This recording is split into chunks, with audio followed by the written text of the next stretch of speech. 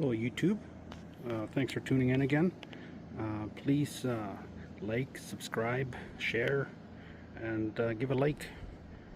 So this video is on about an e-bike, what to look for, whether you want to do a conversion from your other bike, and my thoughts on that. But this one is about e-bikes, what basically to look for.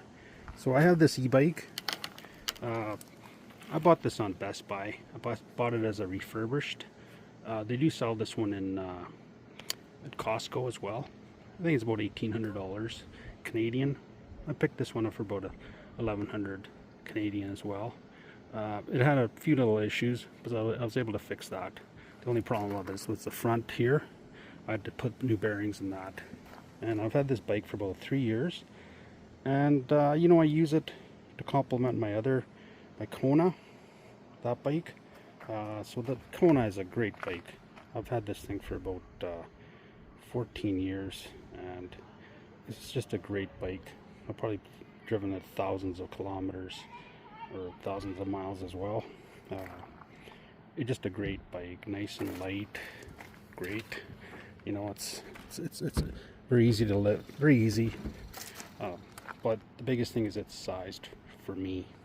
So that's kind of important. Now this one here, it's a little smaller frame, but still it does do the trick for me. And so the first thing you want to look for is the motor itself, the drive. So this one's a rear drive, and you want to get either a Bafang or there's a mid drive, and those are the Bosch. You just want to get those two brands.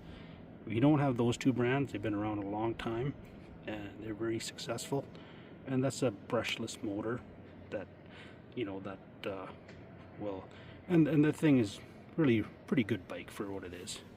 And the other thing you want to do is it's going to come over here.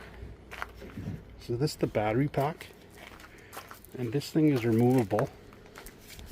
And so this one has Samsung cells. So any battery pack you get, you want to make sure that it has a reputable manufacturer, because in the end, the way I look at it, it's just your battery and your motor and your controller too, to a certain point, but the rest of the parts in the bike are all they're all just regular, most likely they're bike parts. The other thing you want to see is make sure it's got hydraulic brakes, and yeah, this one does. It's got hydraulic brakes in the back and the front. And it's got shocks in the front. You can lock them as well. I don't really use this thing for off-road. It is a nice looking bike because it doesn't look like it's actually an e-bike until you look at it closely. But so now the weight of this thing weighs approximately 48 pounds, which is rather heavy for a bike. But that you need that weight because all the components of an e-bike are very heavy, especially the battery, and the motor is too, but the battery weighs a lot. The battery itself probably weighs at least 20 pounds. So that was the portion what I was going to say was, if you want to do a conversion, well, you're going to put a lot more stress on your bike, and especially on the frame. And if you look at the size of the frame on this one, it's nice and it's all thin. It's designed for that bike. And then if you look at this frame, it's a lot more beefier, and that way you don't want it to break or whatever, because like I said, it's carrying all that weight of the components plus the weight of you. And if you're I'm 200 pounds, that's enough weight for the bike to carry. So that's one of the things. The other thing is I also do like to do on my bike is I got a nice seat. This one's pretty good. It gives you a nice little support on the bum. This one's good too, and this one's got some springs as well. But this thing, I ride it quite a bit, and my butt starts hurting after a while.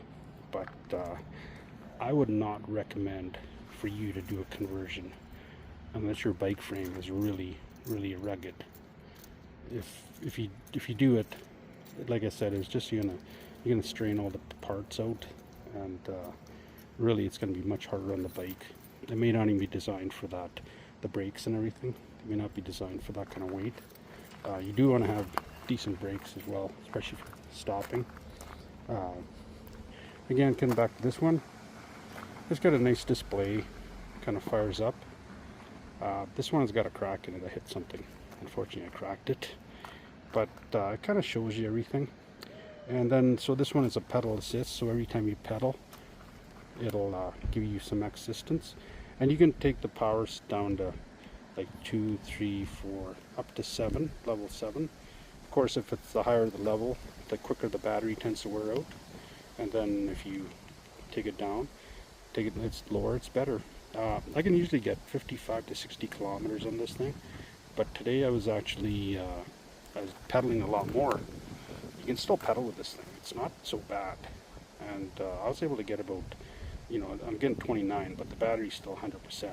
But the percentage is not indicative how much it's going to last, because the e-bike, the way I've noticed is after 80% the battery tends to fall off really fast, and it's something you gotta consider as well. But that's my thoughts on it. Tell me what you think. I also got this little kit as well to carry, and bottle holder. This thing's got a thing for a little pump, and in case I get a flat, I can repair it. Not that I really want to do that, but just in case if you're way out in the boonies.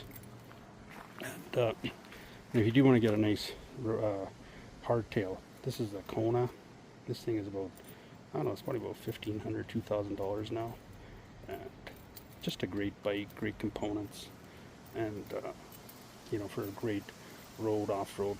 I don't do much off-roading, but nice and light. That's the nice thing about that one. And this one, you can pick one up. I think they still sell them on their website, as well at Costco, which is the full price, and also at Best Buy, because that's where I bought mine. And you can look at it, and if you have problems, you can always return it. But I think it's something you can always think about. So those are my thoughts on it. Leave a comment, see what you think, because I don't want to sell you something, a different avenue or nothing. But that's my 2 thoughts on that. So thanks for watching again. We'll see you next time. Have a great day.